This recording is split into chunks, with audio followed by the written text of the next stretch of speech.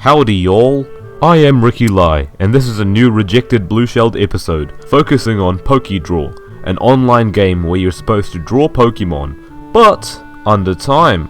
Of course, because you're under time, you're more likely to mess up your drawing, and therefore the drawing looks less like something painted by Picasso and more like something painted by Jackson Pollock. But we'll give it a good old shot, because we're good risk takers, aren't we? Kakuna. So we've got to start off with a solid outline. We've got to make it look like some sort of tie. Now, of course, it's got to have a nice head, so we're going to draw a nice little oval. Some eyes as well, little nacho chips, Doritos, little bits of sauce. Imagine like salsa on the chips. And then you just got to color it in.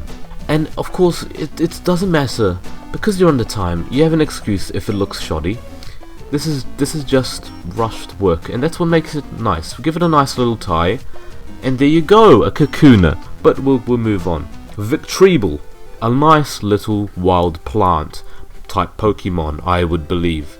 Now the interesting thing about this Pokemon is the fact that it looks like a character from VeggieTales with a mouth on the top of his head, but its eyes are below its mouth. A very nice twist for a Pokemon. So we're going to draw some nice leaves. Nice leaves. Now this is a very leafy Pokemon, and as we all know, the internet loves leafy things. Kind of. We didn't really get to finish it. It looks like one of the characters from VeggieTales has caught a severe case of the measles or something. But overall, I think we've done a solid job. We just need a little bit of a hat, a tail. Who knows? So here's Nidoking. This one's gonna be hard to draw under a certain amount of time. So we're just gonna kind of rush it a little bit.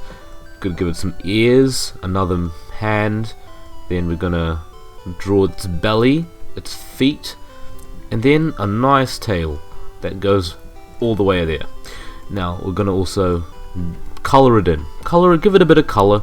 Now obviously we didn't get to all the details, but overall I'm pretty sure you can tell that is kind of Nidoking.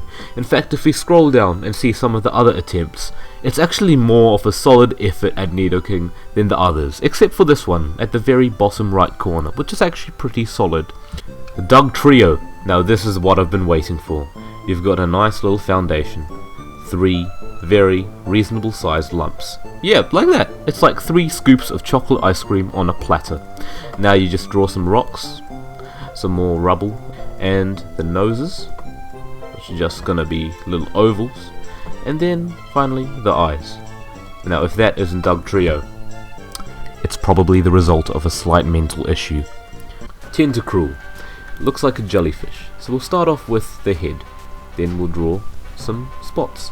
You give it a little Squidward nose at the back as well, and then party all the way through, with the shoelaces coming through like spaghetti bolognese. That's gone a bit moldy, but there you go. That is Tentacruel.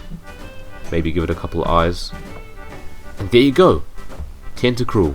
Sorted. See, look at this. It looks like a hamster with rabies, and honestly, hamsters with rabies are not happy campers at all.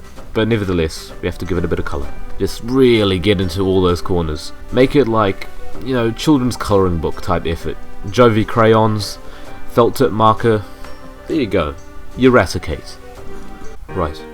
We are going to end this off with the lovely Metapod. And honestly, if you know what a Metapod looks like, right there, you'll know exactly how to plan this out in your head.